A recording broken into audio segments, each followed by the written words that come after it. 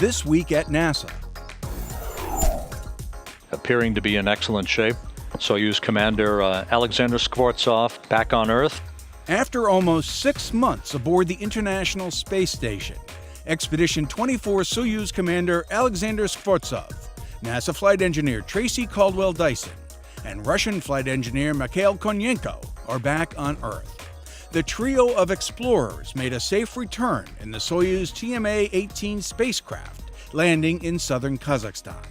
Their flight home was delayed a day when a malfunctioning docking mechanism wouldn't allow their vehicle to separate safely from the station.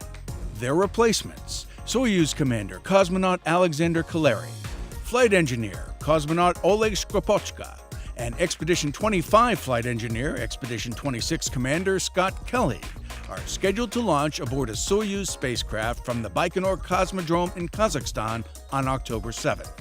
They'll join Expedition 25 Commander Astronaut Doug Wheelock, Flight Engineer Astronaut Shannon Walker, and Cosmonaut Fyodor Yurchikhin, who have been aboard the station since June 18th. Veteran astronauts Chris Ferguson, Doug Hurley, Sandy Magnus, and Rex Walheim will make up the crew of STS-335. The mission will fly only if members of STS-134 aboard Space Shuttle Endeavour would need to be rescued. STS-134 is the last scheduled shuttle mission to the International Space Station since the loss of Columbia in 2003. NASA has had a crew ready to fly if a shuttle suffers irreparable damage in orbit. The STS-335 crew will not only train for rescue, but will also stand ready in case a new shuttle mission is added to the launch manifest. If that happens, STS-335 would be redesignated STS-135 and would be targeted to launch in June 2011 aboard Space Shuttle Atlantis. And now, centerpieces. Preparations continue for the next space shuttle mission to the International Space Station, STS-133. Space Shuttle Discovery is now at Launch Pad 39A at the Kennedy Space Center in Florida, following its move or rollout from the Vehicle Assembly Building.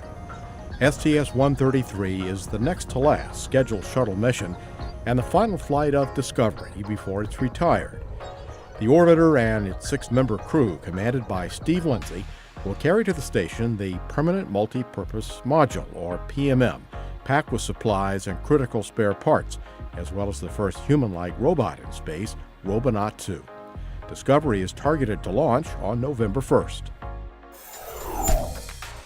Looking from behind glass into a controlled atmosphere clean room at the Jet Propulsion Laboratory, invited media satisfied their curiosity about Curiosity, the next Mars rover. Along with other elements of the Mars Science Laboratory spacecraft, Curiosity has been undergoing tests inside JPL's spacecraft assembly facility, driving short distances and moving its robotic arm.